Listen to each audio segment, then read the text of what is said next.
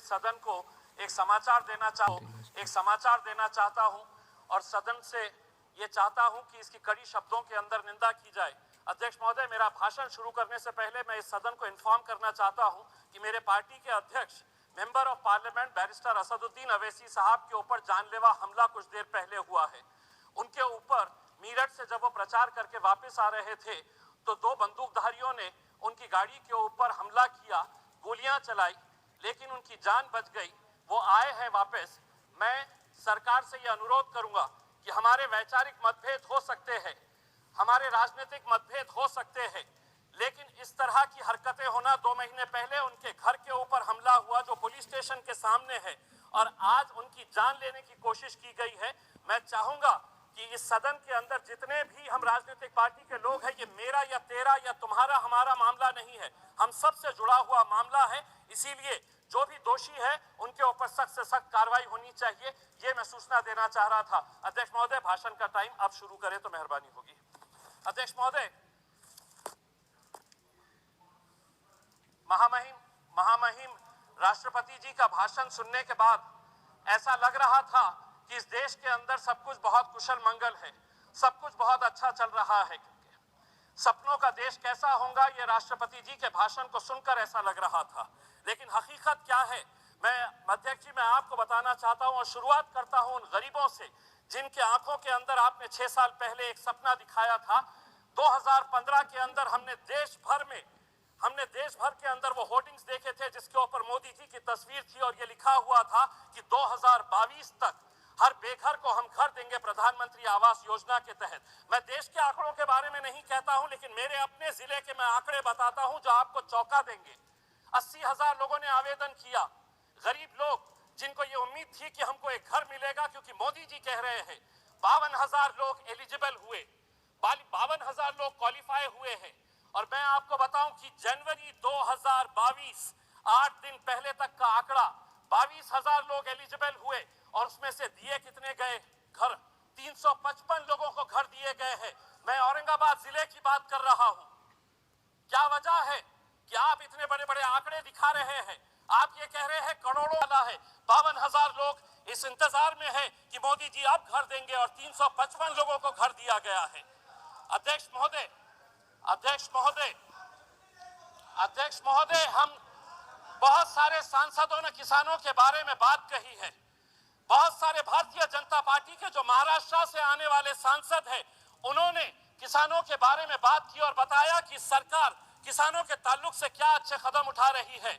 मैं उस सरकार से पूछना चाहता हूं कि मेरे अकेले महाराष्ट्र राज्य के अंदर जनवरी 2021 से लेकर नवंबर 2021 तक 11 महीनों के अंदर 2498 किसानों ने आत्महत्या की है। क्या वजह है इन किसानों की? अगर आप इतना उनके बारे में कह रहे हैं कि हम किसानों के लिए ये किए हैं, तो ये 2,500 किसान क्यों आत्महत्या कर रहा है? अध्यक्ष महोदय, ये small micro financing companies, private companies, banks loan नहीं दे रही, किसान उन प्राइवेट कंपनीज के पास जा रहा है जिसका इंटरेस्ट रेट इतना ज्यादा हो जाता है, किसान की फसल बर्बाद हो जाती है, पैसा नहीं, और जब वो वसूल करने के लिए किसान के पास जाता है तब उसको ये पता चलता है कि मेरे पास तो कुछ नहीं, तो वो आत्महत्या कर लेता है।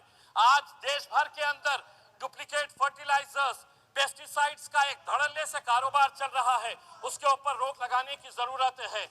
सुनिए, आप, मैं हकीकत बता रहा हूं, आपको आईना दिखा रहा हूं। अध्यक्ष महोदय, कड़वा सच सुनने की आदत डालिए। हकीकत का आईना दिखा रहा हूं और आंकड़ों के साथ दिखा रहा हूं मैं। बेरोजगारी के बारे में आपने कहा कि 60 लाख लोगों को आप रोजगार देंगे। अध्यक्ष महोदय, जो इस देश की centre for monitoring Indian economy है, उसने कहा है कि इस देश के अंदर अभी दिसंबर का आंकड़ा उसने बताया है कि 53 मिलियन लोग बेरोजगार है। यहां पर आप 60 लाख कहां से देंगे? आप लोग 60 लाख बताइएगा किस कंपनी के अंदर देने वाले? अध्यक्ष महोदय, 2 मिनट का वक्त तो आपको देना। अध्यक्ष महोदय, आज मैं अगर भारतीय जनता पार्टी के बारे में कहा तो महाराष्ट्र की महाविकास आघाड़ी की भी पोल खोलने वाला हूं। हमारी संस्कृति को किस तरह से बर्बाद किया जा रहा है। छोटी छोटी किरानों की दुकान के ऊपर अब वाइन बेचा जाने वाला है।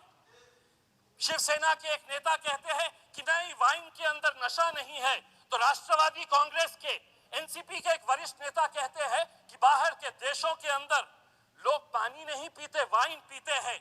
बाहर के देशों के अंदर और हमारे राज्य के अंदर फर्क यह है कि हमारे राज्य में छत्रपति शिवाजी महाराज ने जन्म लिया था। हमारा राज्य जो है वो फुले शाहू अंबेडकर की पैदावार है। वहां पे आप बच्चों के हाथ में वाइन की बोतल दे रहे, कल वही वाइन की बोतल हटेगी तो बियर की बोतल पकड़ेगा, बियर के बाद वो विस्की पकड़ेगा। चंद पैसे कमाने के लिए अगर महाराष्ट्र सरकार ये कर रही है तो राष्ट्रपति और केंद्र सरकार ने उन्हें बताना चाहिए कि आप ये संस्कृति को इस तरह से। अध्यक्ष महोदय एक मिनट के लिए। अध्यक्ष महोदय रेलवे के ताल्लुक से भी हम आपको कहना चाहते हैं कि रेलवे के बजट के अंदर हर वक्त मराठवाड़ा के साथ जो एक पिछड़ा इलाका है, क्यों ये नाइंसाफी की जाती है? हर वक्त अधिकारी ये कहते हैं कि नहीं, इस क्षेत्र के अंदर आरओआर क्या मिलेगा, रेट ऑफ रिटर्न क्या मिलेगा। अगर इसी तरह पिछड़े इलाकों को देखने का नजरिया अधिकारियों का रहेगा तो रेलवे तो आगे निकल जा रही, हम बहुत पीछे रह जा रहे हैं। 70 सालों से हम इंतजार कर रहे हैं। बहुत धन्यवाद। आखिरी 30 सेकंड में अध्यक्ष महोदय, आपने अध्यक्ष महोदय, राष्ट्रपति जी ने अपने भाषण के अंदर इस सदी के सबसे महान शख्स डॉक्टर भीमराव अंबेडकर जी को कोट किया है और उन्होंने बताया है कि हमारी सरकार का मोटो है कि जो बाबा साहब अंबेडकर ने बताया था कि हमारी सरकार किन मूल्यों के ऊपर चलती है, तो लिबर्टी, इक्वालिटी और फ्रेटर्निटी, इन मुद्दों के ऊपर दूर दूर तक आपका इन शब्दों से कोई लेना देना नहीं है। अगर रहता तो यकीन मानिए कर्नाटक की उन बच्चियों को आप बाहर नहीं निकालते जो अपने सर के ऊपर हिजाब लगाकर 10 सेकंड अपने सर के ऊपर अपना चेहरा हिजाब से। मैं ये पूछना चाहूंगा, हमारी ये जो राजस्थान की बहनें बैठती है वो भी उनके सर को ढकती है, इसका मतलब ये नहीं है कि वो कोई जुर्म कर रही है। मेरे हिसाब से हम सरकार से यही अनुरोध करेंगे, इस देश की फ्रेटर्निटी, इक्वालिटी, ब्रदरहुड और भाईचारे को जिंदा रखिए साहब। धन्यवाद।